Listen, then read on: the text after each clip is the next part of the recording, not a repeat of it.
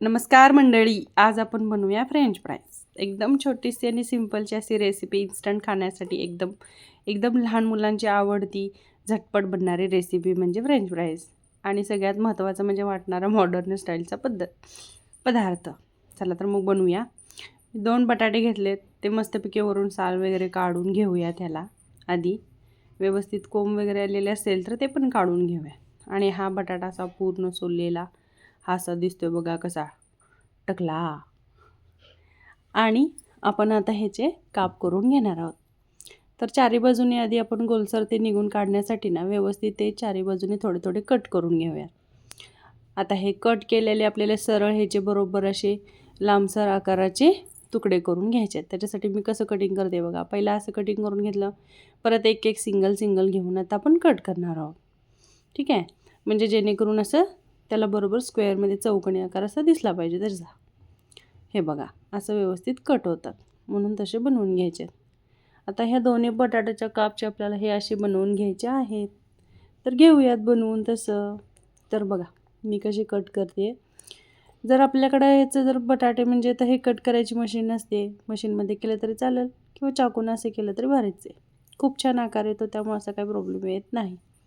आता ह्याच्यासाठी ना बटाटा व्यवस्थित असलेलाच बरा. छोटा वगैरे असेल तर त्याचे खूप छोटे छोटे तुकडे होतात. आता हा सगळा बघा कट करून झाला आहे.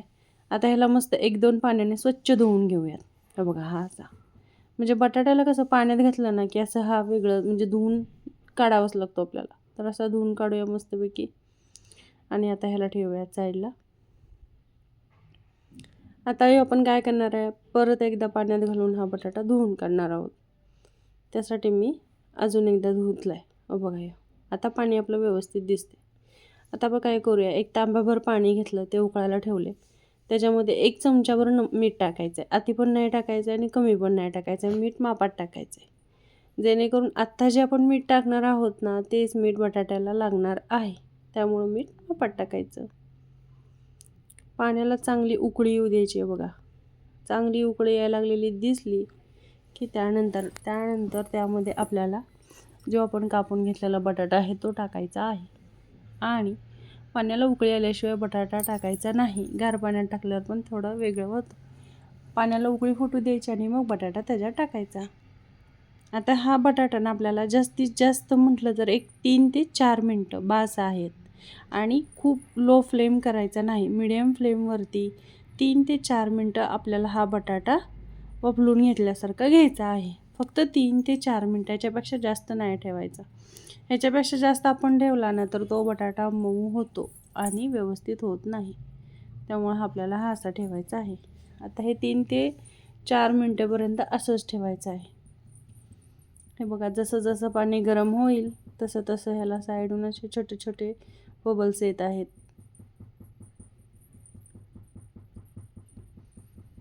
म्हणून पाण्याला उकळी आल्यानंतर टाकायचं. हे बघा, आता 3 ते 4 मिनटं झालेले आहेत. मी गॅस बंद केलेला आहे.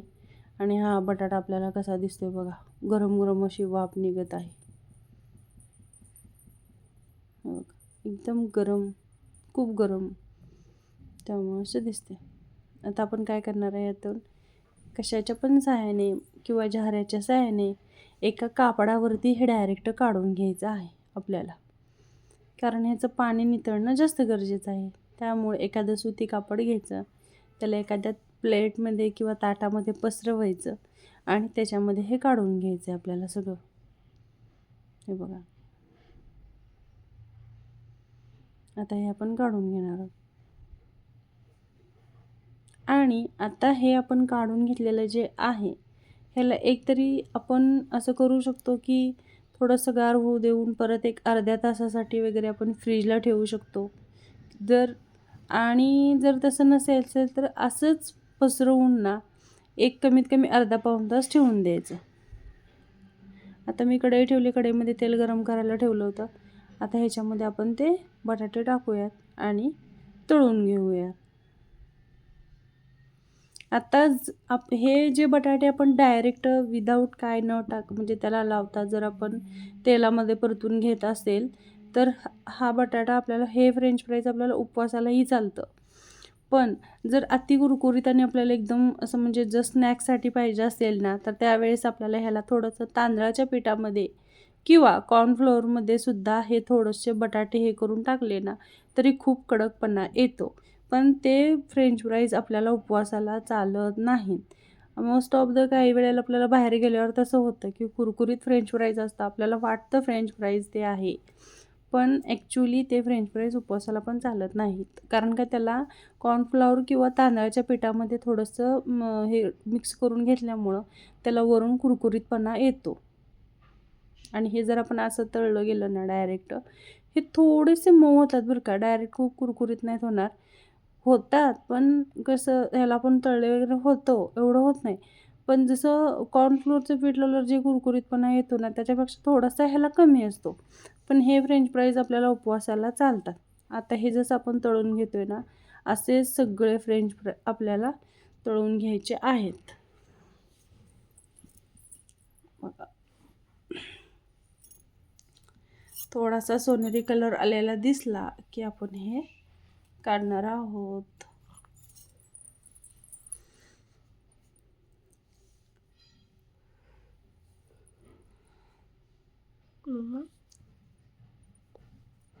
हे बघा, असं सोनेरी कलर दिसला ना, की आपल्याला काढून घ्यायचं आहे.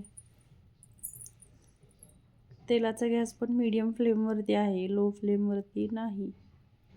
लो फ्लेमवरती जर आपण केला आणि परत त्याच्यानंतर त्याच्यामध्ये बटाटे टाकले तर तेल पूर्ण गार होतं. त्यामुळे मीडियम फ्लेमवरतीच ठेवायचं आहे.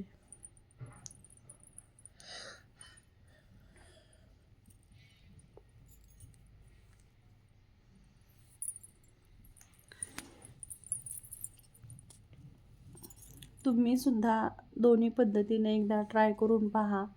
तुम्हाला डिफरन्स जाणवेल की कॉर्नफ्लोअरच्या पिठामध्ये जर आपण बटाटे थोडेसे मिक्स करून घेतलेत तर त्याला कुरकुरीतपणा किंवा जरा वेगळं टेक्स्चर येतं आणि आपण डायरेक्ट बटाटे असे फ्राय केले की त्याला वेगळंच टेक्स्चर येतं. हे झालेत आता आपले तळून.